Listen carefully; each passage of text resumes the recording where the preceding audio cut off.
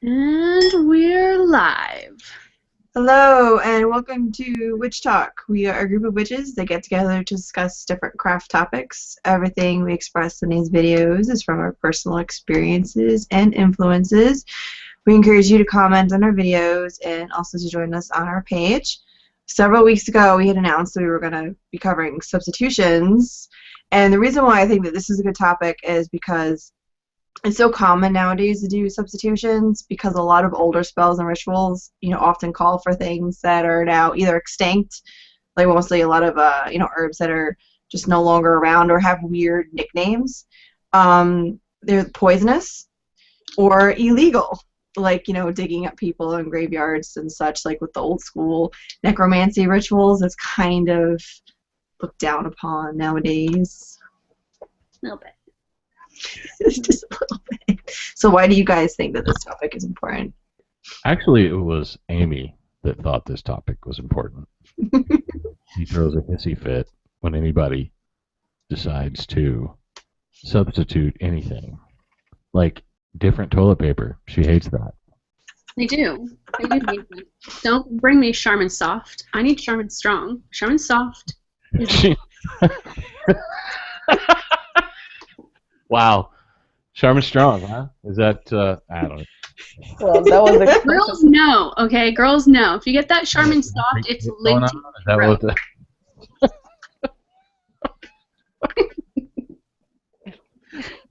Just in case anyway. that corn gets woolly. Anyway, get out of here. Go. No, I'm here. Oh. Okay, substitutions. Like, no, just don't. Just don't do it. Okay, why not? I get, okay. You can substitute things with common sense. I don't really know how to describe it beyond that. That's different. I understand what you're saying, and there's a lot of that going on in the witchy world right now because, instead of using, I don't know, we'll say sandalwood, they use something like, some cat worm wood or some crap they found in the backyard. Honestly. So I get that, but you said no substitutions. I did, and for the most part, in my practice, for the most part, that's kind of my fundamental thing. I mean, if I come across something that requires more unique ingredients, then I think part of the working of that is going on this kind of adventure and finding those ingredients. You build connections because you have to reach out to people. I need Egyptian sand. Okay, well, I don't have any fucking Egyptian sand, so who can I talk to? Maybe somebody knows somebody who lives in Egypt who can get me Egyptian sand, or maybe that means, hey, Amy, you're supposed to buy a plane ticket and go to fucking Egypt and get some sand. I mean, I know that sounds extreme, but I mean, honestly, that's how I see it. If I need moss from England or something. I mean, I'm just throwing like random shit out there. I don't have any workings that require Egyptian sand or moss specifically from England. But if I did, then I would want to make sure that that's what I got. Because if it's going to go into detail to be that specific, then there's a reason for it being that specific. Because I think that there's different cultures all throughout the world, and that applies to plants and dirt and sand and all of that as well. Now, if it just calls for, I'm trying to think of like something, I should have had some examples ready, but, I work, whoa. Let's not. My son works here. Come and go. Who the hell names a gas station Come and Go? I'm like, do they sell prostitutes? I mean, what? Yeah, that belongs on an episode of Cops. No, I get what you're saying. My thought, when you said no substitutions, I'm like, okay. So if I were to need, I don't use a lot of sandalwood, just simply because it's in endangered wood. They mass murder it on a regular basis. Um, and so, from a conscientious standpoint, I try not to use sandalwood if at all possible, and I love sandalwood. So I use cedar wood instead because the properties are similar from a magical standpoint. And to me, it all has to do with energy anyway. So it's the energy of the object that I'm looking for. It's not specifically that object. So if I were to substitute in, say, okay, a lot of people will take a fake skull in place of a human skull, right? Is that good or bad? No, you can't do that. Why Well, not? That's a good point.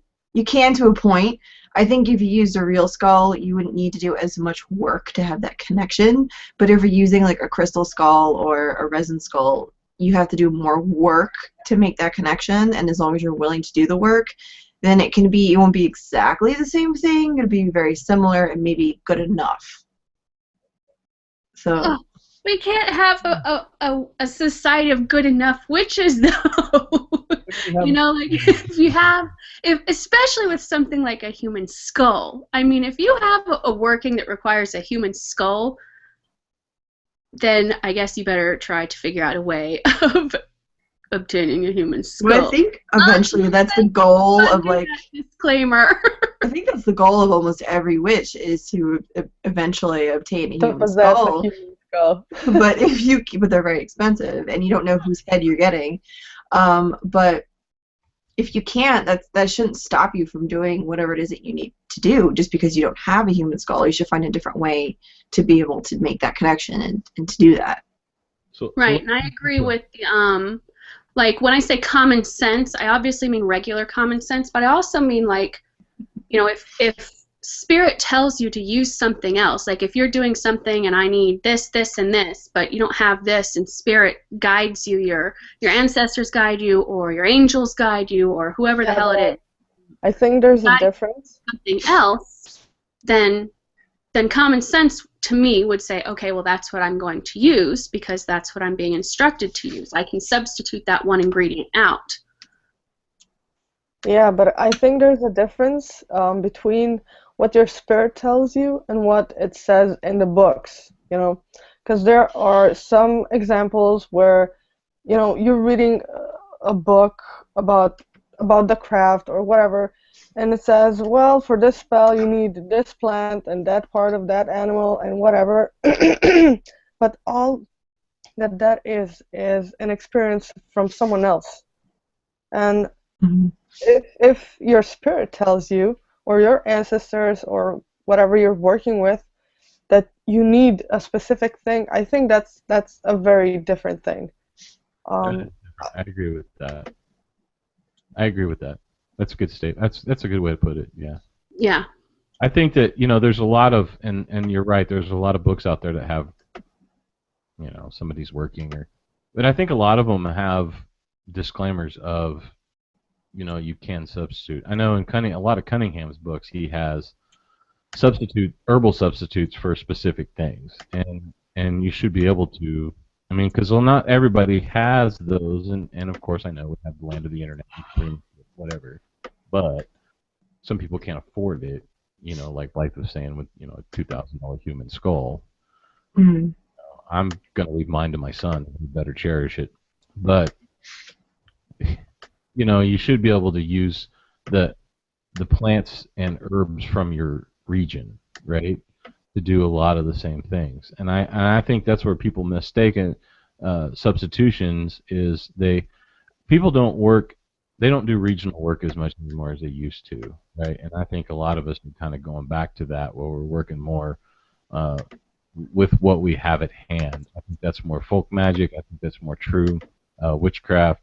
You know, I don't live in Europe, so I may not have access to something they can easily get there, or the Jim McGarry books of the Cornish, you know, type witchcraft. But so I think it's important that you work within your means too. I mean, don't go out and spend. I've spent hundreds and hundreds of dollars on herbs, and I don't probably use half of them on a regular basis, you know. But I have them, yay. And I'll buy more because I will. So if I find something I don't have. But, I think. So let's go back to this human skull for a quick second because I had a thought on what would be the uses of a human skull. Oh man. Well, work with the dead, obviously. Work, right? I mean, that's ancestors. I think that anything with I personally feel that I can work with my ancestors from any remnant of a being. So, like the leather that I work with, or antler, or I have random skulls from animals. I think it's the connection that you make to the other side. I don't necessarily think you have to have like a skull from your great uncle Bob, that left it to you because he's a cool cat. Yeah, But that's true, because you yourself, you are the tool, and since that's what I agree. working. I think you are the tool. I mean, you are. I mean, some people are more tools than others. Um, there's a lot of tools in witchcraft. Just is. But I agree with you. You are the tool. So use yourself. I touch myself. I want you to know. No dancing. No dancing, Tyrion. No dancing. See, I know it was years and years and years ago. I was in a pagan Facebook group, and somebody had posted something about general substitutions where I forgot exactly what it was, but you could substitute rosemary for like all, I want to say, to me, rosemary is for protection, so for like all protection spells, or you could substitute tobacco for any like poisonous herb, and it's like that just doesn't work that way. You can't take one thing and substitute it for everything that falls within a classification. And though I know, Jonathan, you said yes earlier about using the different kinds of woods. Have you noticed, though, even though the properties are similar, that the outcome is still slightly different because you use the different? I haven't. No. I haven't. I mean, but when we're talking about sandalwood and cedarwood, they're very closely related anyway. Now, I mean, I'm trying to think of something that I don't know if you use like a spearmint and a peppermint. Mm-hmm. I don't know that there would be that much difference as opposed if you used maybe a peppermint and a chocolate mint, because then you're putting in the properties of like the cocoa, not really cocoa, but that idea. That like sweetening bit. Right. Yeah. So it kind of gives it a little bit of difference, but I think I would, instead of, I would try to use closely related items, the peppermint and the spearmint, and even some funky mints like, what was I thinking of? I'll think of it later. But there's some that are you wouldn't even think were in the mint family, but they are. And so maybe you could use those as a substitution if you didn't have it. But I try to use what it calls for because I have it.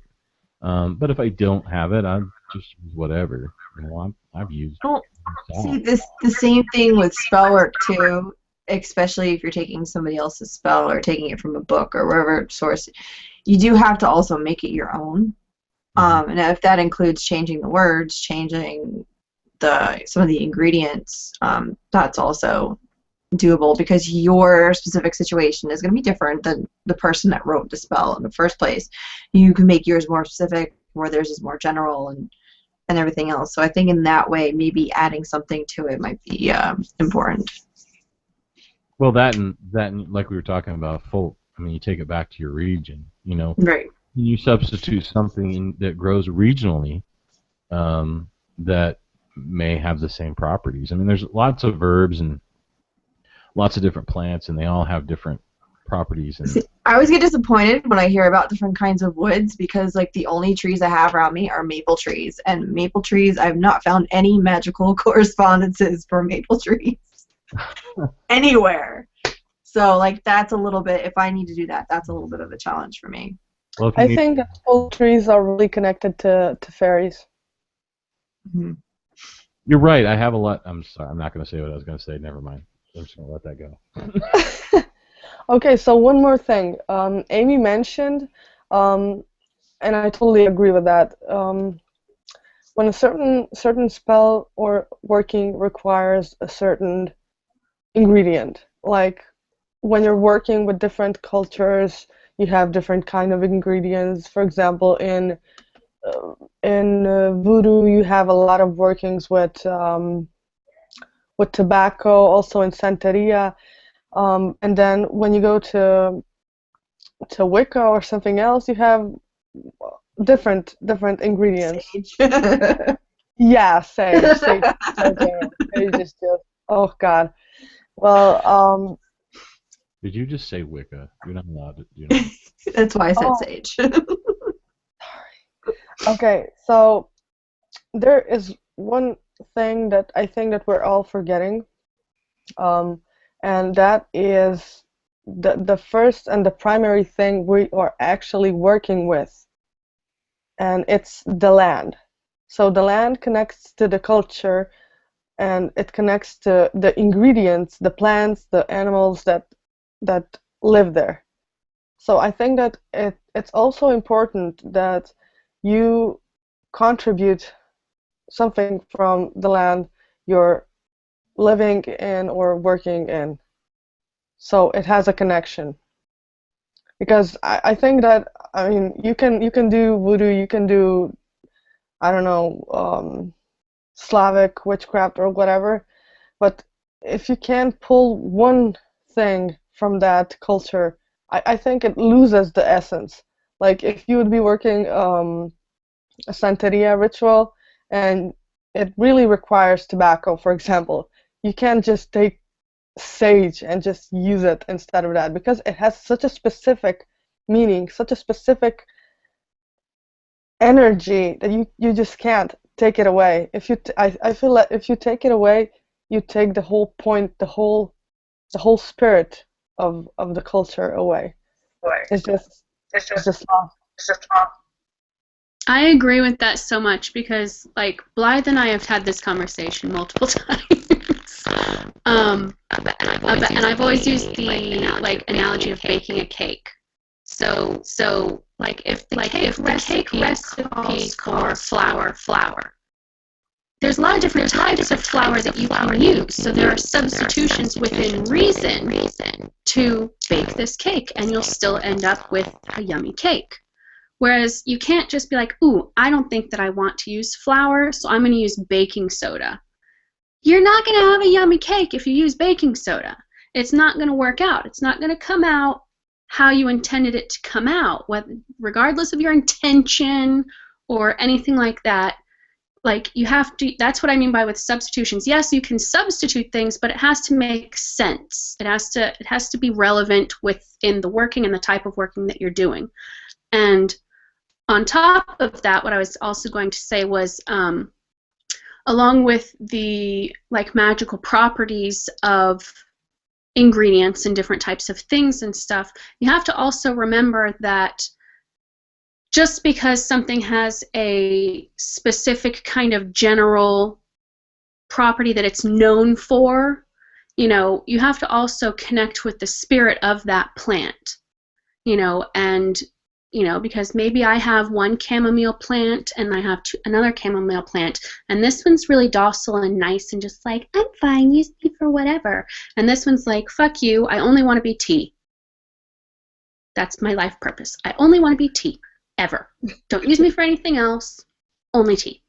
So you have to work with this. Jonathan, if you're talking, I cannot hear you. Because you look like you're talking shit.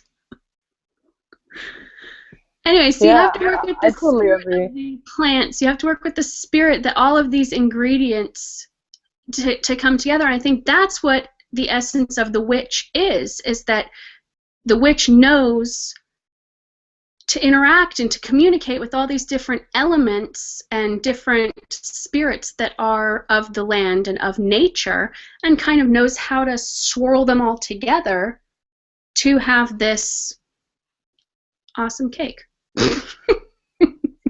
Yay for cake. A chocolate cake? Do you want a poisonous cake? Do you want a cake filled with laxatives? Do you want a strawberry shortcake? So many different types of cake. Depends on what I feel like making. Yeah, but cakes even have substitutions if you need to make them gluten-free, vegan. Yes, and that's what I'm saying. But they're different. Usually they taste like shit once you take out all the good That's stuff. not true. My mom makes them all the time. Okay, well then your mom is awesome. Okay, it's just, I know this is not witchcraft related, but it kind of is in what we're talking about.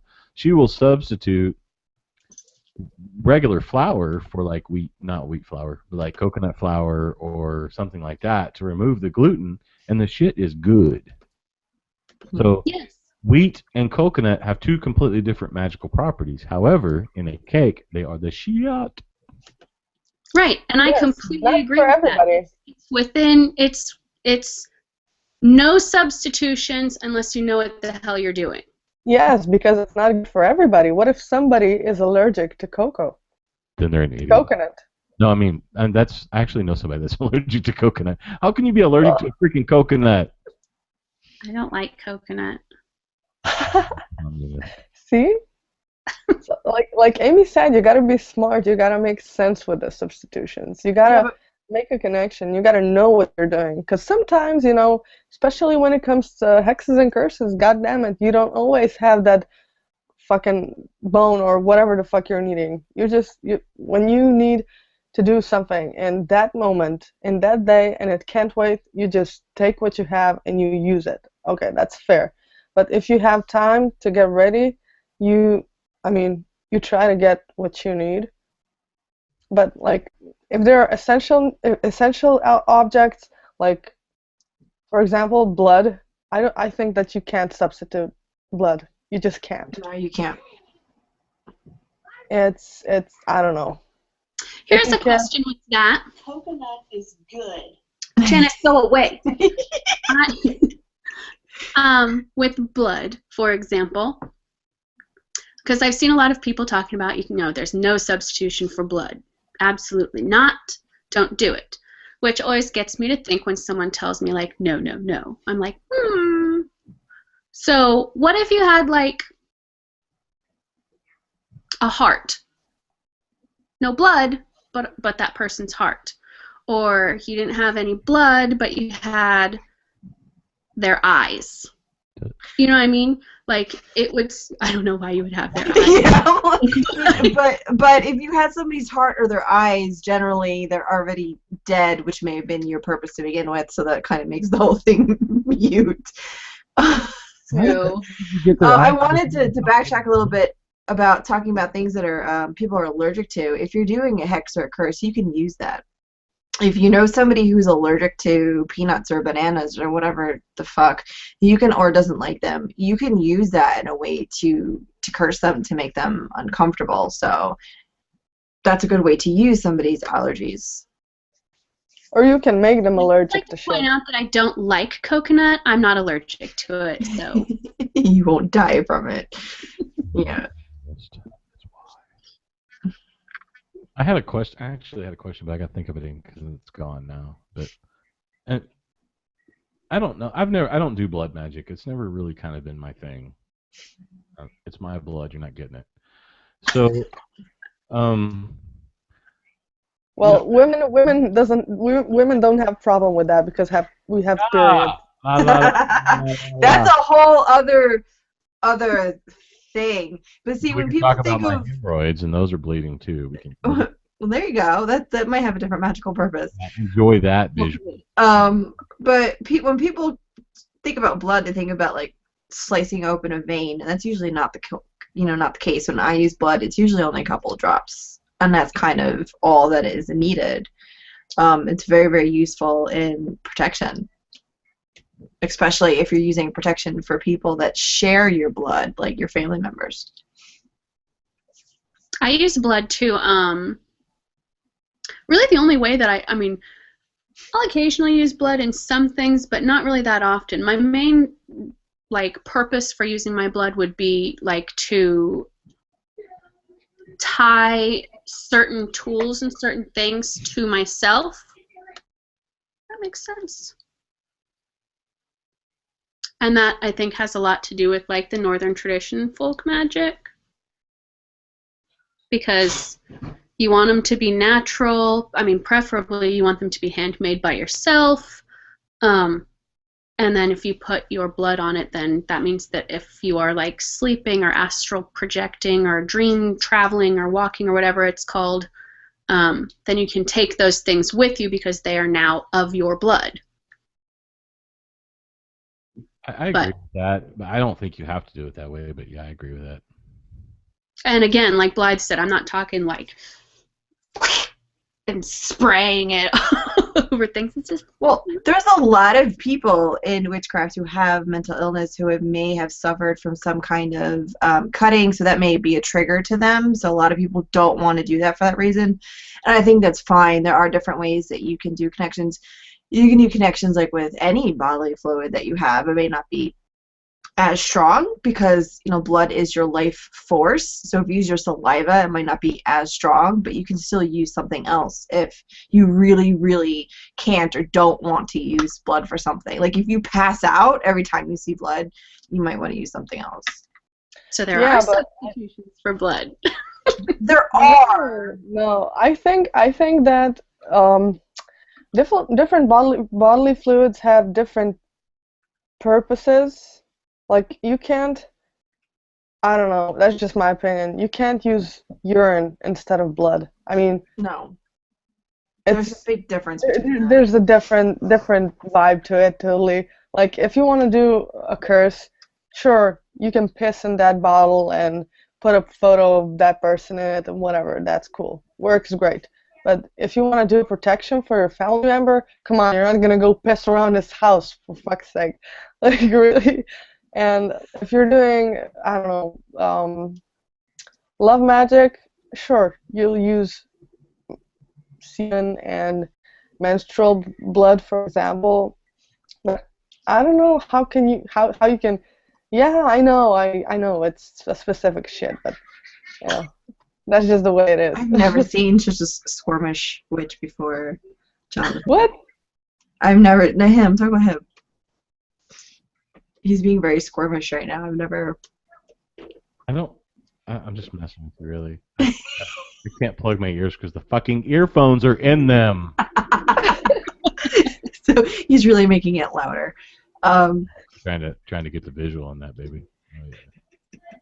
So actually, I remember what I was going to talk about. It was when Taryn was talking. I think it's common, though. Okay, where was I going with that? The fact we collect stuff. I collect stuff. I have stuff that I don't necessarily need right now, but I may need sometime. So I collect stuff. I think as a witch, I think that it's important for us to understand that, or to do that. I mean, I think a lot of us do. I think a lot of us kind of, we have different stones or herbs or dirts or, whatever. Yeah, I actually have Egyptian sand. I mean, we collect. You have a what? Sand from Egypt. You have sand from Egypt? Is that where Amy got that? Was sand? Are you sending what? Sand from Egypt? No. She mentioned it before, so I just happen to have it. So if anyone needs it,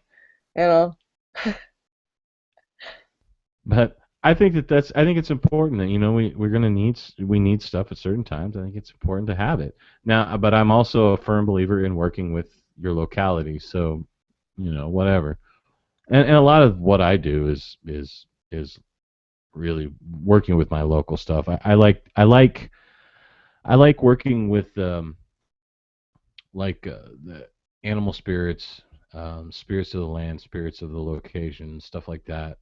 That's more my thing. I'm not, you guys are more cool than I am, but because I don't bleed on a regular basis, so I can't use that. Did you just shake your head at me, Blythe? I'm sure you. Never mind. Whoa. Never mind. Whoa, what's happening? I'm sure somebody can make you bleed on a regular basis, but that might be from a different area. Okay, anyways. Um, Well, there was this one time in yeah. that the menstrual thing is a whole other topic that maybe we could cover in the future, because to me the two things are completely different. We can make that a girls' night movie. If Jonathan does not want to participate, we can make that a girls' thing. I think that would be a good topic to cover in the future. Yeah.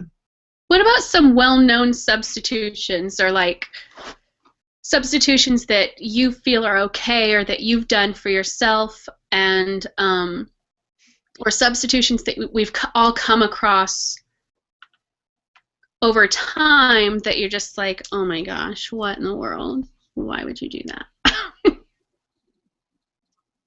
I think I had to say it again to Sage. Sage seems like it's such a comfort zone thing for people, and it's something that they use in general. So maybe not for cleansing. So maybe not necessarily a substitution for Sage, but a substitution for cleansing. There are 100 million other things that you can use that are more effective. I heard somebody once, they had a theory that you have to, if you use what is more common in your culture, like your actual bloodline, it'll work better for you. So sage may work better for people who have Native American ancestry. I guess for me it would be frankincense and myrrh for like the Roman side and stuff like that. But Florida water works awesome. So for me, that's kind of my most common substitution, not necessarily like a particular working. See, and that right there, that's something that I think is great. It's so great, because if you're talking about like protection, for example, since that's what you mentioned, there's so many different things that you can use for protection workings. So for me, it's like I narrow that field down by like my bloodline, my culture that is in my family line and stuff. Like, okay, so sage, number one, I don't really like the smell of it so much unless it's like in a blend or something. So let's just get rid of that. I love the smell of Palo Santo, but yes, that doesn't really resonate with me like culturally. So I would still use it because I love the smell of it, and it's got lots of like writing on things purposes great for. But based on your culture, you can really narrow down the field of what it is that you can use and what you can then substitute for, you know. And I'm sure that with different cultures that may or may not be pretty difficult, but you know, salt, alcohol, fennel seeds, poppy seeds. I mean, there's so many different things that you can use that would make sense for you to do substitutions with, but it just seems like people kind of go like, oh, what's the most easily accessible, the most widely known thing? How good of protection do you think that's really going to give you if it's the most widely used and the most widely known, and that's what's in all the books? You know, get in touch with your guides, get in touch with your ancestors, talk to your, people call it, what do they call it? Your own personal tribe, you know, your own team, and kind of put something together that's going to make sense for you. That way your protection is completely unique, and it's going to make it a lot more difficult for other people or other energies to penetrate that. Yeah, I agree with that. But I also think that as some people just take what's most widely known, some people will actually just concentrate on getting something that is just really impossible to get, just because it's so impossible to get it. It's like, come on, do you really need to dig up that grave to get that toe bone for, I don't know, whatever the fuck, you know? Like, do you really need to do that? No, because it's not necessary. But as you said, all you need to do is really just listen to your spirit guides, to your gods and goddesses, or whoever you're working with, and just get the thing that you need, because it's not going to be the same for you as it is for somebody else. And no, you don't really need that extra special, extra rare thing that only exists in one place on this planet. You know, it's it's not necessarily even going to work for you. I agree with that. What I do want to say is, if you're using sage for protection, you're an idiot. Okay, it's not what it was meant for. And and really, if you're trying to clear a house with sage, again, you're kind of an idiot. It's not just the sage, all right? It's the process of using the sage as part of that process. Most people don't know the process. They don't work with energies. They don't work with spirits. They don't understand why there are certain ways you do certain things, right? So okay, so number one, sage is a protection tool. You're immediately in the wrong. Okay, I have a lot of sage. I grow my own sage. I buy some really cool sticks. I have some that have 7 herbs in them, that are used for specific things. There's 7 directions. However, uh, I don't clear houses with sage. I will sage my house because, okay, let me go back. Number one, there's no such thing as clearing a house. You can't take and there's going to be people that's going to disagree with me on this, and that's okay. You can give me a thumbs down on the little YouTube thing. I really don't give two shits. Um, the fact is you can't clear a house. The energy is there, and the best you can do is maybe calm it. All right. Um, Anybody that says they can come to your house and clear it of a spirit is a complete fool, because it just doesn't work that way. Now, there are people that do psychopomp work. I know some very dear friends of mine that do psychopomp work, um, and I understand what they're doing. I just don't completely agree that that spirit's gone, because spirit can come and go, right? I mean, it doesn't.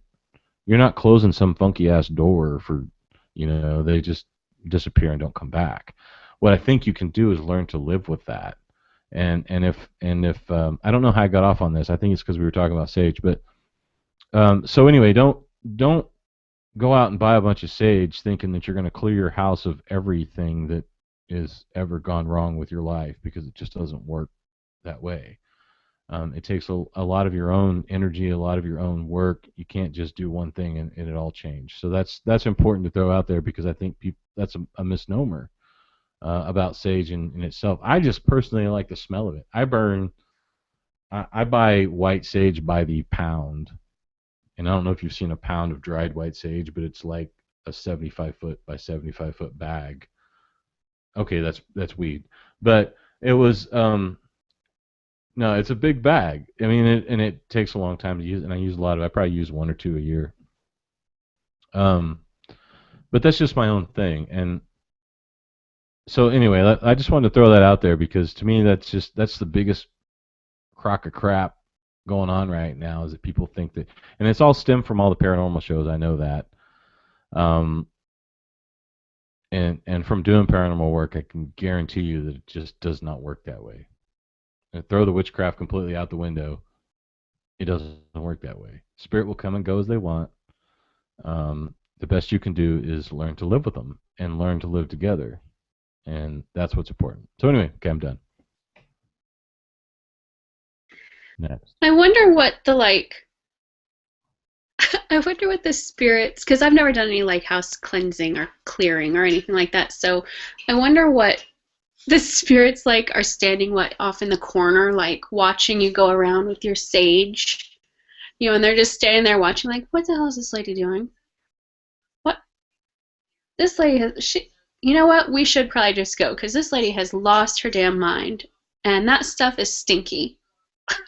So we're going to go, we're going to leave, and then they're like, this house is cleansed. And then they're like, yeah, no, we're just letting it air out because that stuff is stinky.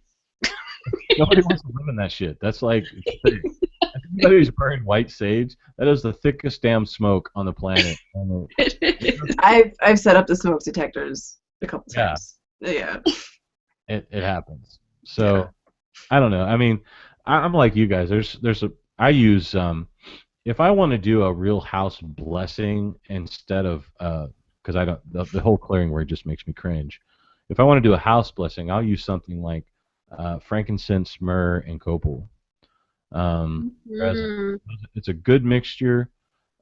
It's not offensive, really. It leaves the it house. smells good. Yeah, it's got a good smell to it, and I think it's more effective in calming energies as opposed to trying to clear them and remove. Yeah, see, I've never really done anything to like try to exorcise any spirits or anything. I do see them sometimes in my house, and we're cool. But I've noticed that, more so this time of year when you're in the house more, it's snowy, maybe things get stagnant, you get grouchy. I kind of use it more as energy clearing for the people that are living here to get, some of that shit out than like spirit work or anything else that may be lurking around. Because I do feel that when you're depressed or when you're funky and different things are going on, it can put impression in your house. It just kind of just makes things worse or can kind of move on to other people. Like they say, if you get into a fight with somebody in your house, you should do your best to try to clear out the energy so it doesn't continue on. So that's how I usually use it. I don't. People come to me with spirit attachments because I can see them. I can actually see an attachment on a person, and even from a distance. And that I don't use any sort of herbal work. That's entirely energy work for me. Just because you're working with energy. You can burn. I may burn this stuff to get myself into a certain space, maybe. But I don't think that it's good for like. What are you doing, Amy?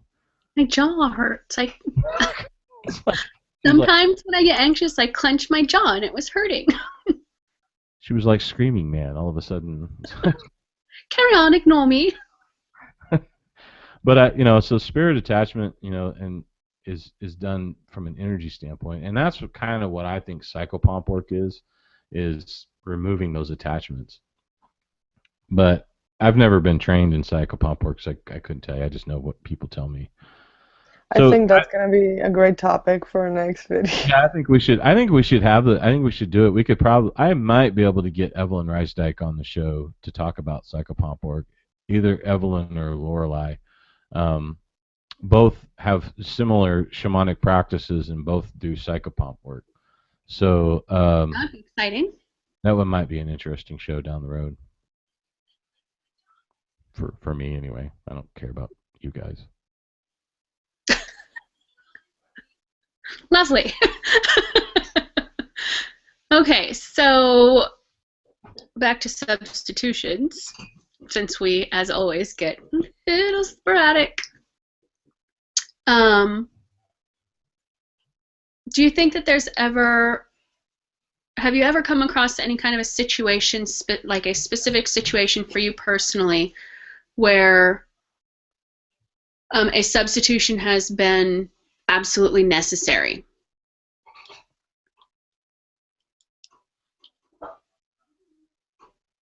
Because I know, like, as practitioners, we come across, different, with reading different books and different types of things, we come across a lot, at least for me, I come across a lot of really old, like, folklore type things, and some of the stuff that I come across with, it's like, well, not gonna be able to get that. It's just not gonna happen. So either not gonna be able to do that thing, or I'm gonna have to substitute something. And I mean, this has been months and months, to the point to where, like, I'm still pondering over it, because I know that I want to get the substitution right, which means I need to really think about it and, talk to my peoples and stuff about it and figure that out. And I'm not trying to rush into anything, so it takes time. But it's also a situation where I can have it take time. It's not something urgent. But what's any come across something where you've had to, where a substitution has been necessary because of accessibility issues? Honestly, I don't think so. I mean, I don't remember that happening to me, because I have never been forced into doing, I mean forced. I've never been, I've never felt it was needed for me to do a certain spell which is written in a book, for example. I, in 99% of the times, I do my own thing. You know, I write down my own spell, I write down my own ritual, and I don't know, all the ingredients which were called to me, which were just, I don't know, recommended to me by the spirit, were always obtainable. I mean, sometimes you gotta do some digging, but you know, Literally. yeah. Literally digging roots. Um, I kind of have to agree with Tarian on that. I don't do a lot of sit down ritual work. So, and a lot of what I do is energy based or working with spirits anyway. So, really, everything that I could ever need, I can either make or I have acquired at some point, or something. I very rarely, I don't use a lot of props in my work. Is what I'm trying to say. Is I may use my rattles, drums. Of course, I do herbal work, maybe stones, but nothing I ever come across is um, not easily accessible for me at some point.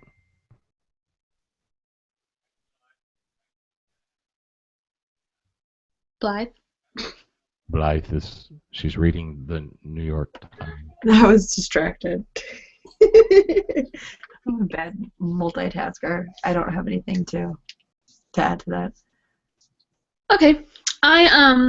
Well, in the situation I was talking about, for me, it was, I guess I mean, I do read books, and I do read, like, if it's a book I really like, then usually that means because it's got suggestions and stuff of different types of spells or workings or ways of doing things. I really enjoy reading that type of stuff. Have I ever followed like a spell or something that was in a book that was, followed it like word for word? No, I don't think I ever have. It's always been kind of like I read these things for like inspiration or suggestion.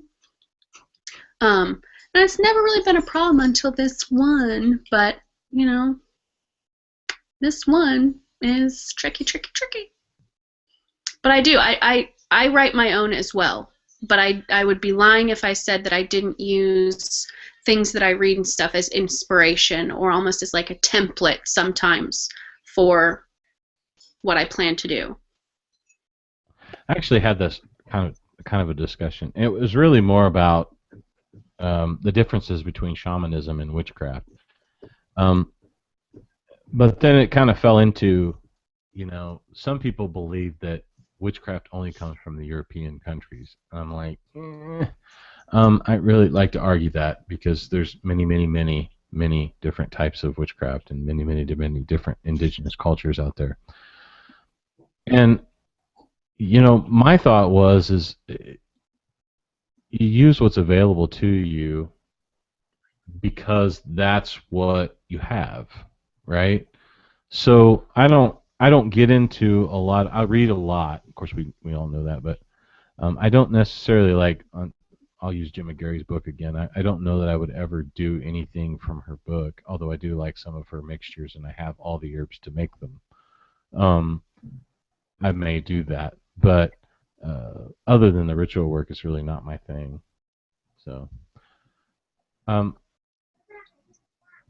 don't know where I was going with that. I just had a brain fart. I'm working on getting some vertebrae right now. So I'm not really big on ritual per se. I like to kind of come up with things off the cuff. I tried doing like the structured thing, by myself. It didn't really work because, once you cast your circle or whatever, you forget stuff, and I forget stuff all the time. So that was kind of an issue for me, and I just kind of, especially if it's something that's heavy on my mind or something I'm trying to change, I think it means more if it comes from the heart than if it's written down. I usually have some kind of like written down plan, but it always ends up changing. If I take a spell from a different source, I usually change the words more so than the ingredients. If I have the ingredients, I'll use the ingredients, but I always change the wording because I'm more of a word person, so I have to make it more me. It just feels so mechanical and robotical if I'm reading somebody else's writing. And I don't rhyme, so for me, it just completely comes from the heart. But do you rap? I tried. It didn't work out very well. It didn't rhyme either. Oh man, what about languages? Do you ever substitute languages? Yes, actually. I mean, not substitute, but for example, when I'm working with my ancestors, and since my family is actually Muslim in religion, I will use Arabic in my ancestor work. When I'm dedicating um, anything, or when I'm doing a prayer for them, I will do it in Arabic. But I don't think that's a substitution. I think that's just, I don't know. I feel that, yeah, I feel that it's appropriate, I guess. I don't know. That Like would it's be a respectful. question. That would really be a question for you, Amy, because the Nordic religions didn't speak English. It's so complicated. I'm trying. I'm trying to learn. Yeah, I want to learn. I want to learn Latin. Well, and it's hard also because, like, my glasses. Like, I have half of my. I have half of like my line that is Scandinavian, British, and Slavic, and then I have half of my line that is French and Italian. So it's like that's a lot of languages to learn. Where do you start? See, when it comes with the stuff, the reading that I've done with like the ancient Romans, they had their specific rituals, and if they fucked it up, they had to start completely from the beginning, like with the wording and stuff. And I'm like, I can't do that. I mean, so I don't know. For me, like that's a substitution because, well, I have never found any specific written out ritual like ancient Roman rituals to begin with, but that's not something that I could personally do. That's something I would take more into the modern and go more with my own spin on it.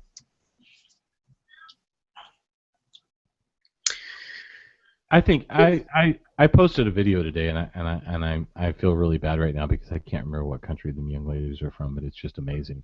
And I think that there's some of the older, like Tyrion, probably has.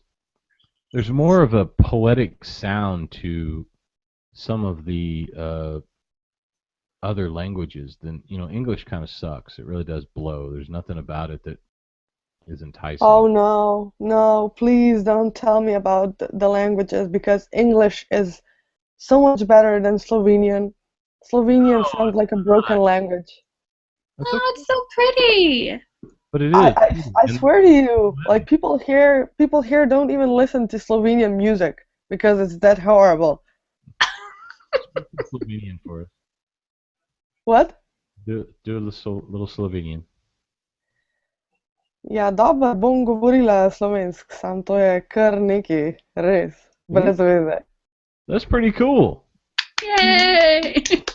It sounds so cool. Like, I don't know if you just told us to, like, fuck off or that you like us. That's what I love about those languages. I can teach you some words. I mean, it's not a problem. I got too many languages on my plate right now. Amy can't even speak English. Barely. So we're coming up to the top of the hour now. Do we have anything else to add to this insanity? I don't think so. I think that everybody is sort of in agreement that substitutions with common sense. Yes, Right. You can substitute things, but make sure that it makes sense. Don't get your sources from one place, and use your intuition. Develop your intuition before you start doing stuff like that. That's the biggest key right there. Is people don't build their craft. You know, they read a book and they automatically say, "Oh, well, I know witchcraft." Right. Now, it Well, doesn't. the saddest part is that you don't even have to read a book to know witchcraft. You just gotta know your heart and your soul, and you gotta hear yourself in your spirit. That's what takes you on the journey. Real quick, Absolutely, I so agree with that. I introduced my mom to some of the herbal work, you know, similar to hoodoo work, kind of, sort of, or the folk magic. That's what I was trying to think of. She's like, well, my grandma used to do this kind of stuff all the time, and I'm like, yes, that's all it is. Yahtzee! Bingo. And it's a lot of it is lost. I think it's because of the I hate to say it, but you know, the more Christianized the United States has become, a lot of those things have been lost because they're looked down on as being woo-woo or whatever, you know, box you want to put it in, and people don't do that. They've turned more towards modern medicine than herbal medicine, and it's I'm glad though that there are people out there that are trying to keep it alive and bringing it back, and a lot of people are realizing that modern medicine is useful, but is not like a cure-all that people are trying to make it seem to be. Well, a lot of the modern medicine, I mean, pharmaceutical companies don't stay in business by keeping you healthy. That's, yes. It's just like casinos don't stay in business for you winning. Right. It's a business. A no-brainer. Yeah, definitely. Awesome show, guys. Had a good time. Yes. If anybody watching has any of their own opinions or wants to do a video response or write a comment, that would be awesome. Yeah, write a comment and just thumbs down and walk away. Yeah, if you thumbs down it, let us know why, because your opinions are important. Yeah, and please don't take anything personally, and you know, we're just sharing our opinions all in all, you know. Yep. No, I don't agree with any of what they just said. And that's cool, because that's your opinion. All right, so we will see you guys then on the first Saturday of next month. Yep. We don't know what the topic will be yet, but we'll figure it out. My bill's lost. Okay. Take care, everyone. all right, You guys bye, everybody.